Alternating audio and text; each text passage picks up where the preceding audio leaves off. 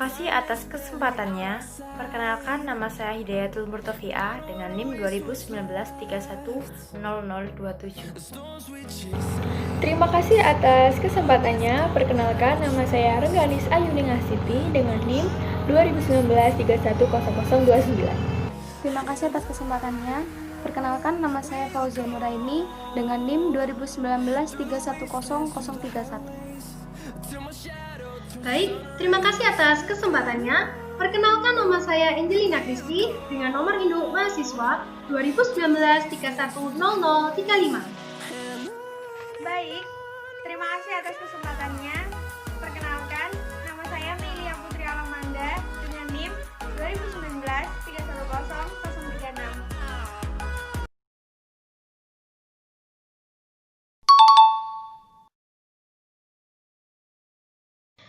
Baik, terima kasih atas kesempatannya. Bisnis elektronik dan kolaborasi global. Nah, bisnis elektronik dan kolaborasi global ini punya tujuan, yaitu menentukan dan menjelaskan proses bisnis dan hubungannya, serta fungsinya dengan sistem informasi. Nah, menjelaskan proses bisnis.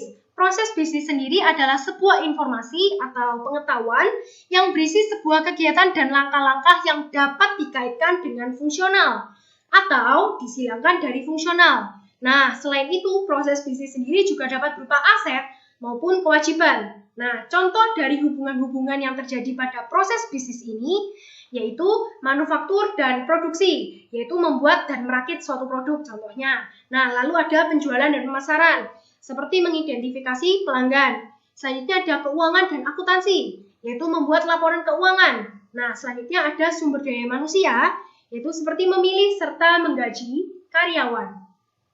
Nah, selain itu, ada juga fungsinya dengan sistem informasi. Jadi, ada juga sistem informasi, yaitu sistem informasi itu dapat dijalankan dengan bantuan dari teknologi. Jadi, teknologi informasi.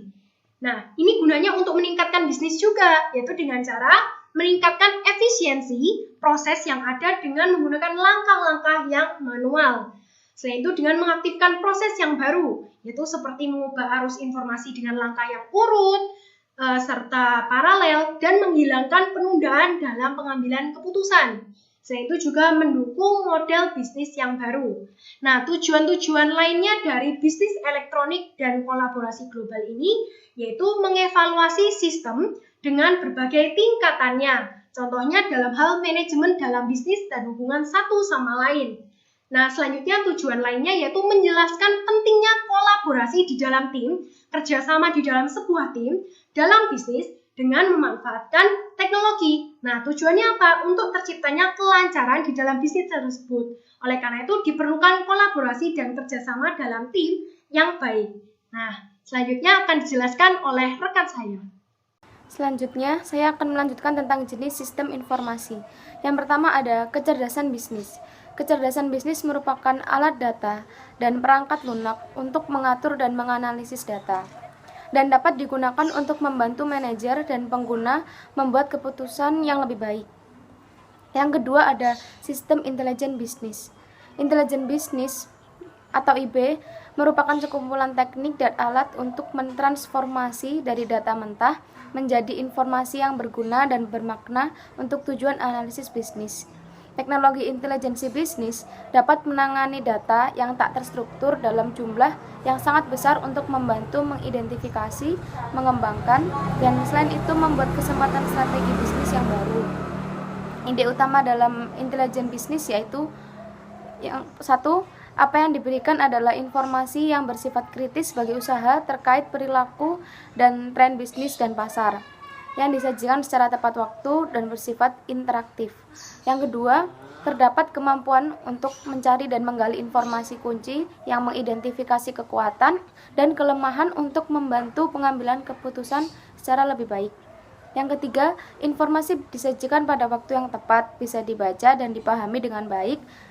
Yang keempat, intelijen bisnis yang handal malah akan bisa digunakan untuk mengungkap atau menemukan adanya cacat dalam proses bisnis. Yang kelima ada akhiran yang diraih dalam intelijen bisnis, tidaknya ada 3. Ada kepuasan pelanggan, pengurangan biaya, dan peningkatan pendapatan. Dan yang ketiga ada sistem informasi manajemen. Sistem informasi manajemen merupakan seperangkat prosedur gabungan yang mengumpulkan dan menghasilkan data yang handal, relevan, dan terorganisir dengan baik yang mendukung proses pengambilan keputusan suatu organisasi. Singkatnya, ini adalah sekelompok proses di mana data diperoleh, dianalisa, dan ditampilkan dengan cara yang berguna untuk tujuan pengambilan keputusan. Fungsi dari sistem ini merupakan yang pertama, membantu dalam pengambilan keputusan. Kedua, membantu koordinasi di antara departemen. 3, membantu menemukan masalah. 4, membantu dan membandingkan kinerja bisnis. Dan yang keempat ada sistem pendukung keputusan. Sistem pendukung keputusan atau bisa disebut dengan SPK atau Decision Support System merupakan sebuah sistem yang mampu memberikan kemampuan pemecahan masalah maupun kemampuan pengkomunikasian untuk masalah dengan kondisi semi terstruktur tersebut dan tak terstruktur. SPK ini dapat memberikan manfaat dan keuntungan.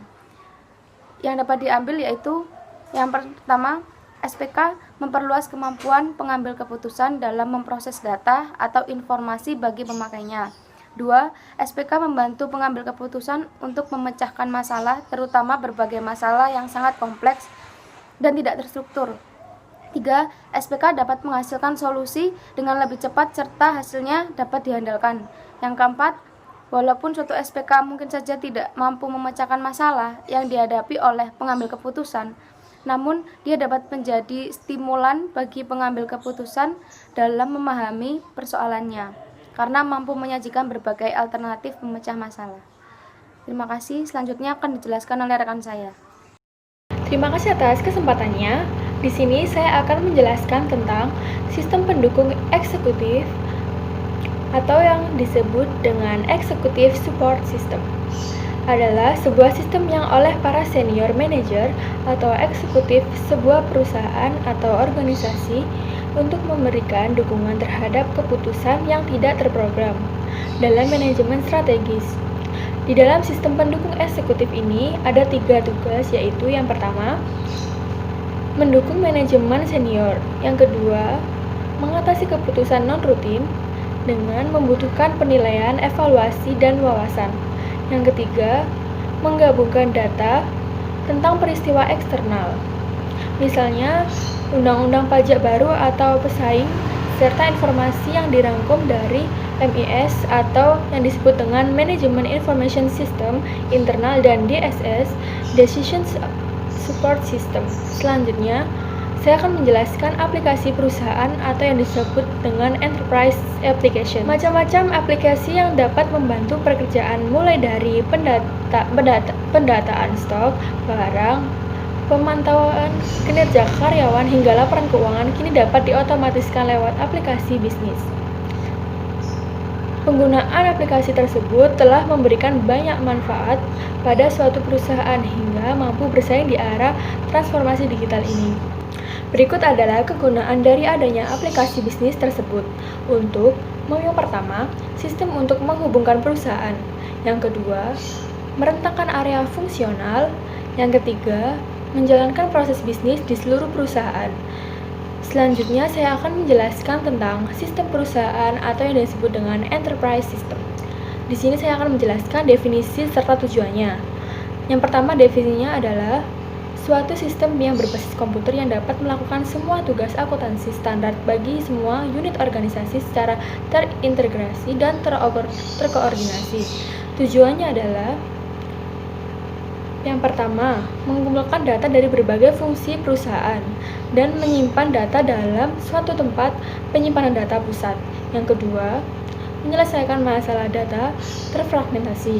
Yang ketiga, dan yang memungkinkan juga paling penting untuk perusahaan, yaitu sebagai koordinasi aktivitas sehari-hari.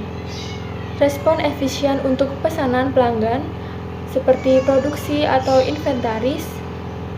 Dan yang terakhir, membantu manajer untuk membuat keputusan tentang operasi harian dan perencanaan jangka panjang. Selanjutnya, saya akan menjelaskan tentang sistem perusahaan atau yang disebut dengan enterprise system. Di sini saya akan menjelaskan definisi serta tujuannya.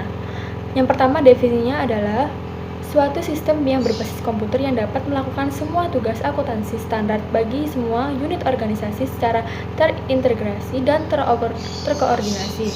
Tujuannya adalah yang pertama, mengumpulkan data dari berbagai fungsi perusahaan dan menyimpan data dalam suatu tempat penyimpanan data pusat. Yang kedua, menyelesaikan masalah data terfragmentasi. Yang ketiga, dan yang memungkinkan juga paling penting untuk perusahaan, yaitu sebagai koordinasi aktivitas sehari-hari. Respon efisien untuk pesanan pelanggan seperti produksi atau inventaris. Dan yang terakhir, membantu manajer untuk membuat keputusan tentang operasi harian dan perencanaan jangka panjang. Baik, terima kasih atas kesempatannya. Di sini saya akan melanjutkan presentasi dari rekan saya. Yang pertama adalah sistem manajemen hubungan pelanggan, yaitu suatu jenis manajemen yang secara khusus menggunakan informasi untuk mengkoordinasikan semua proses bisnis yang berhubungan dengan pelanggan dengan tujuan untuk meningkatkan nilai perusahaan di mata para pelanggannya. Pada proses bisnis ini terdiri dari penjualan, pemasaran, dan juga pelayanan pelanggan. Yang kedua ada sistem manajemen pengetahuan, yaitu proses untuk menerapkan pengetahuan dan keahlian dengan cara membuat, memproduksi, mengirimkan produk, dan layanan. Dibagi menjadi dua, yaitu intranet dan juga extranet. Yang ketiga ada bisnis elektronik, yaitu sebuah bisnis yang dijalankan dengan memanfaatkan teknologi digital dan internet untuk mendorong proses bisnis utama seperti perdagangan elektronik. Yang keempat ada elektronik bisnis, yaitu menjual dan membeli barang dan jasa melalui internet seperti Shopee, Lazada, dan juga Tokopedia. Yang kelima ada e-government, yaitu menggunakan teknologi internet untuk menyampaikan informasi dan layanan kepada warga negara, karyawan, dan juga bisnis. Yang keenam ada kolaborasi. Kolaborasi biasanya berusaha pendek ataupun jangka panjang dan bersifat informal maupun formal atau tim. Beberapa manfaat dari kolaborasi adalah mengubah organisasi perusahaan, mengubah ruang lingkup perusahaan, dan juga menekankan pada inovasi. Yang ketujuh, bisnis sosial. Bisnis sosial adalah sebuah bisnis yang dijalankan dengan memanfaatkan platform jejaring sosial, internal, eksternal, dengan melibatkan karyawan, pelanggan, dan pemasok dengan tujuan untuk memperdalam interaksi dan mempercepat informasi bisnis.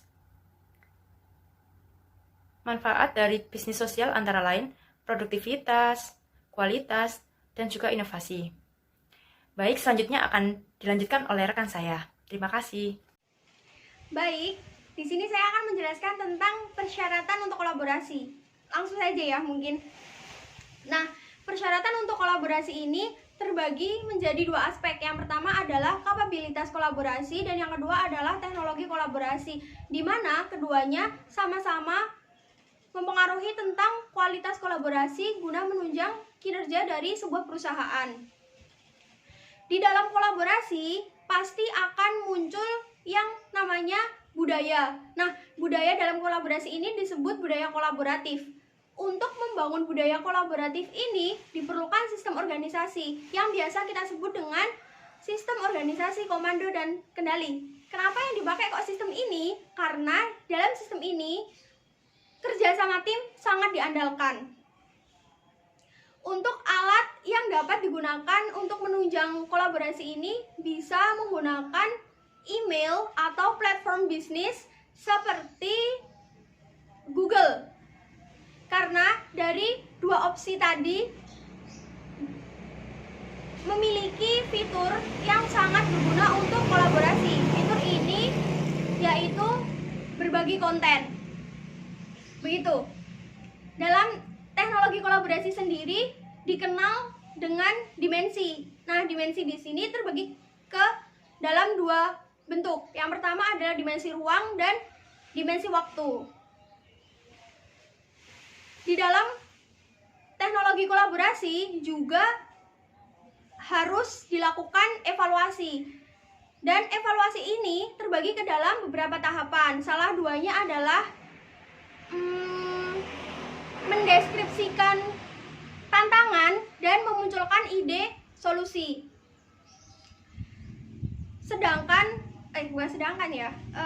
Di dalam teknologi kolaborasi ini terdapat sebuah sistem tata kelola yang biasa kita sebut dengan tata kelola IT. Di tata kelola IT ini mencakup beberapa hal seperti strategi, kebijakan, akuntabilitas, dan pengambilan keputusan. Terima kasih.